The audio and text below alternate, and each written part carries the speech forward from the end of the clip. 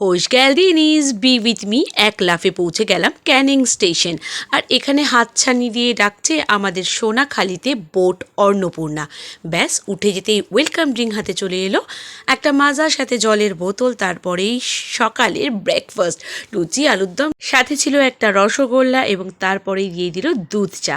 দুধ চায়ের টেস্টটা তেমন একটা ভালো ছিল না। এবার আমাদের সেলফি টাইম অবশ্যই শুরু, আর তার মধ্যেই বোটটা ছেড়ে দিল। সুন্দর নির্জন প্রকৃতি দেখতে দেখতে এগিয়ে চললাম। তার মধ্যে চলে গেলাম কোথায় হচ্ছে রান্নাটা টুকুস করে দেখতে। দেখলাম যেখানে ইঞ্জিনটা চলছে ওই অতি গরমে দাদারা ইলিশ উৎসবের জন্য আমাদের জন্য অনেক রান্না করছে।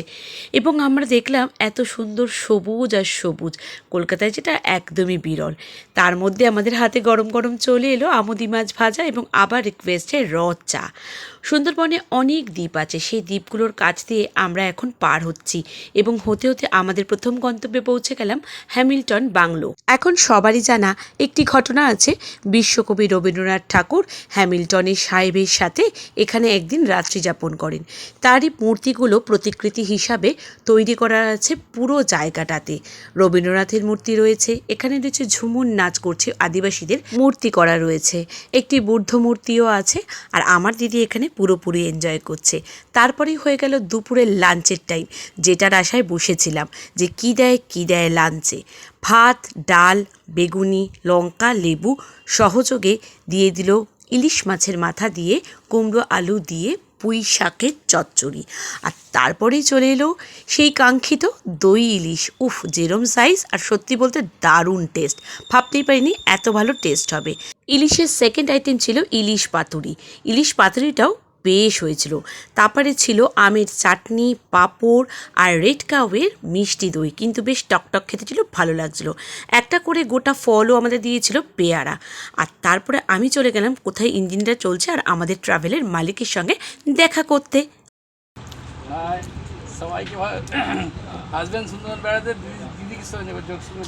Thank you. 28 জনের একটা ফুল টিম আমরা গেছিলাম দুটো বাচ্চা সহযোগে। আর ওখানে আমাদের শুরু হয়েছে নিজস্ব কণ্ঠে গান আর তার সাথে দেদার নাচ। আপনাদের এই নাচটা গানের সাথে কেমন লাগলো অবশ্যই জানাবেন।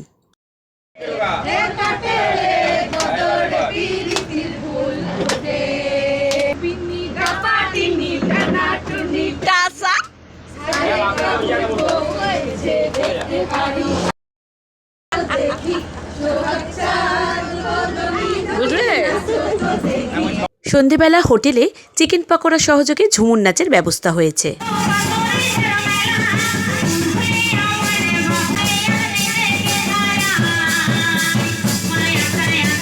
একদম মাটির কাছাকাছি এই সংস্কৃতি দেখতে দেখতে আমরাও আর থেমে থাকতে পারলাম না। পুরো ফুল টিম আমরা ওই ঝুমুর নাচের গানের সাথে এবার তাল মিলিয়েছি। দেদার নৃত্য এবং প্রাণবন্ত, সবাই আমরা এখন প্রাণোচ্ছল। সত্যি এত সুন্দর প্রথম দিনটা আস্তে আস্তে কাটছে, ভাবতেই পারিনি এত ভালো লাগবে আমাদের। এরপরে আমাদের মধ্যেও রয়েছে একজন শিল্পী গায়িকা, আমাদের ছোট বোন রনি। তার কণ্ঠে একটু গান শুনুন।